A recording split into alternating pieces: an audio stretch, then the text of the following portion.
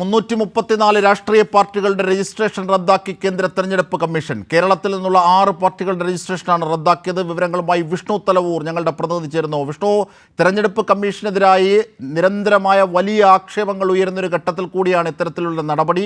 എന്തൊക്കെയാണ് ഇതിന്റെ വിശദാംശങ്ങൾ?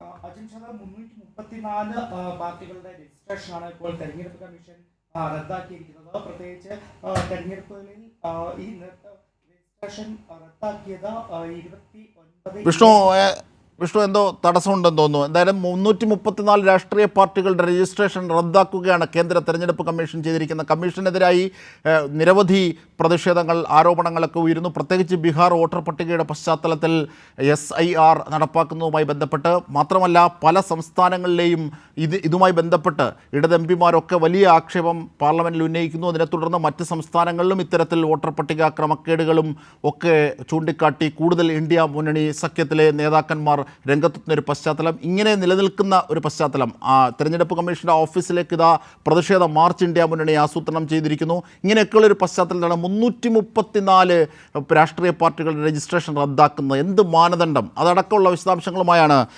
വിഷ്ണു തലവൂർ ചേരുന്നത്. വിഷ്ണു. അജിംഷാദ്, ഇപ്പോൾ 334 പാർട്ടികളുടെ രജിസ്ട്രേഷനാണ് ഇപ്പോൾ കേന്ദ്ര തെരഞ്ഞെടുപ്പ് കമ്മീഷൻ റദ്ദാക്കിയിരിക്കുന്നത്. ഈ 334 പാർട്ടികളെ റദ്ദാക്കിക്കൊണ്ട്, അവരുടെ രജിസ്ട്രേഷൻ റദ്ദാക്കിക്കൊണ്ടുള്ള ഉത്തരവിൽ തെരഞ്ഞെടുപ്പ് കമ്മീഷൻ അതിൻ്റെ ഉത്തരവിൽ ചൂണ്ടിക്കാട്ടുന്നത് cleaning of the electoral system എന്നതാണ്. അതായത് രാജ്യത്തെ തെരഞ്ഞെടുപ്പ് സിസ്റ്റം അത് കൂടുതൽ ശുദ്ധീകരിക്കുന്നതിന് വേണ്ടിയിട്ടാണ് ഇപ്പോൾ 334 പാർട്ടികളെ റദ്ദാക്കിയിരിക്കുന്നത് എന്നതാണ് തെരഞ്ഞെടുപ്പ് കമ്മീഷൻ ചൂണ്ടിക്കാട്ടുന്നത്. അതായത് സെക്ഷൻ 29A അനുസരിച്ച് കൊണ്ടാണ് തെരഞ്ഞെടുപ്പ് കമ്മീഷൻ്റെ ഭാഗത്തുനിന്ന് ഇത്തരമൊരു നടപടി ഉണ്ടായിരിക്കുന്നത്. അപ്പോൾ 334 രാഷ്ട്രീയ പാർട്ടികളെ അവരുടെ രജിസ്ട്രേഷൻ റദ്ദാക്കിയതിലൂടെ ഇനി ഇന്ത്യയിലാകെ 6 ദേശീയ പാർട്ടികൾ മാത്രമായിരിക്കും ഉണ്ടാവുക. അതോടൊപ്പം തന്നെ സംസ്ഥാന പാർട്ടികളായിട്ട് 67 സംസ്ഥാന പാർട്ടികളും ഉണ്ടായിരിക്കുക.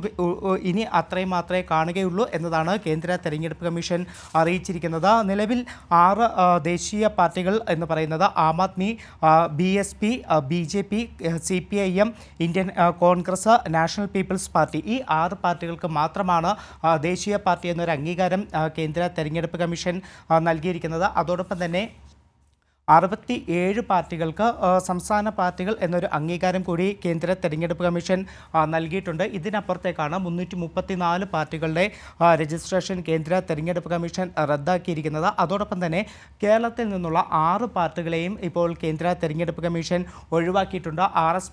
RSP B ഉൾപ്പെടെയുള്ള 6 പാർട്ടികളെയാണ് കേരളത്തിൽ നിന്നിപ്പോൾ കേന്ദ്ര തെരഞ്ഞെടുപ്പ് കമ്മീഷൻ ഒഴിവാക്കിയിരിക്കുന്നത്. അജിംഷാദ്, തീർച്ചയായും ഈ ഒഴിവാക്കലിൻ്റെ മാനദണ്ഡം ഒരുപക്ഷേ നേരത്തെ സൂചിപ്പിച്ചതുപോലെ സെക്ഷൻ 4 അനുസരിച്ചാണ് ഇത്തരത്തിൽ ഒഴിവാക്കൽ എന്ന് പറയുമ്പോൾ സ്വാഭാവികമായും ഇത്തരം പാർട്ടികൾ 334 പാർട്ടികൾക്ക് നേരിടേണ്ടി വരുന്നത്, അവർക്ക് തിരഞ്ഞെടുപ്പ് ചിഹ്നം അടക്കമുള്ള വിഷയങ്ങളിലൊക്കെ നിരവധി പ്രതിസന്ധികളുണ്ടാകും. പക്ഷേ ഇത് കൃത്യമായ മാനദണ്ഡങ്ങൾ പാലിച്ചാണോ? ഏതെങ്കിലും തരത്തിൽ പ്രതിപക്ഷ പാർട്ടികളുടേത് അടക്കമുള്ള വിമർശനങ്ങൾ ഈ വിഷയത്തിൽ ഒരുപക്ഷെ വന്നു തുടങ്ങുന്നതേ ഉണ്ടാകൂ അല്ലേ വിഷ്ണു?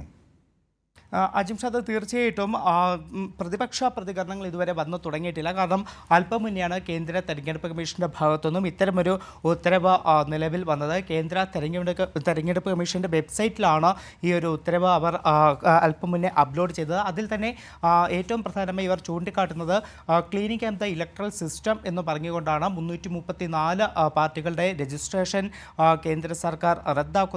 കേന്ദ്ര തെരഞ്ഞെടുപ്പ് കമ്മീഷൻ റദ്ദാക്കുന്ന ഒരു സാഹചര്യമുള്ളത്. എന്തായാലും എന്തൊക്കെ മാനദണ്ഡങ്ങളാണ് കേന്ദ്ര തെരഞ്ഞെടുപ്പ് കമ്മീഷൻ ഈ ഒരു ഒഴിവാക്കൽ, അതായത് 334 രാഷ്ട്രീയ പാർട്ടികളെ അവരുടെ രജിസ്ട്രേഷൻ ഒഴിവാക്കുന്നതിന് ഉപയോഗിച്ചിരിക്കുന്ന മാനദണ്ഡം എന്താണ്, എന്തിൻ്റെ അടിസ്ഥാനത്തിലാണ് ഇത്തരമൊരു നടപടി കേന്ദ്ര തെരഞ്ഞെടുപ്പ് കമ്മീഷൻ കൈക്കൊണ്ടത് എന്നതടക്കമുള്ള വിശദാംശങ്ങൾ എന്തായാലും അല്പസമയത്തിനകം തന്നെ നമുക്ക് പുറത്തു വരും, നമുക്ക് കൂടുതൽ മനസ്സിലാക്കാൻ കഴിയും. എന്തായാലും നിലവിൽ കേന്ദ്ര തെരഞ്ഞെടുപ്പ് കമ്മീഷൻ്റെ ഉത്തരവ് പ്രകാരം 334 മുപ്പത്തിനാല് രാഷ്ട്രീയ പാർട്ടികളെ ഒഴിവാക്കുന്നു, അവരുടെ രജിസ്ട്രേഷൻ റദ്ദാക്കുന്നു എന്നതാണ് പറഞ്ഞിരിക്കുന്നത്. അതോടൊപ്പം തന്നെ ഇനി മുതൽ ദേശീയ പാർട്ടി അല്ലെങ്കിൽ അംഗീകാരം ഉണ്ടായിരിക്കുക, ദേശീയ പാർട്ടി എന്ന അംഗീകാരം 6 രാഷ്ട്രീയ പാർട്ടികൾക്ക് മാത്രമാണ്. അത് ഞാൻ നേരത്തെ ചൂണ്ടിക്കാട്ടിയതുപോലെ Aam Aadmi party, BSP, BJP, CPIM, Congress, അതോടൊപ്പം തന്നെ നാഷണൽ പീപ്പിൾസ് പാർട്ടി, ഈ 6 പാർട്ടികൾക്ക് മാത്രമായിരിക്കും ദേശീയ അംഗീകാരം ഉണ്ടാവുക എന്നതും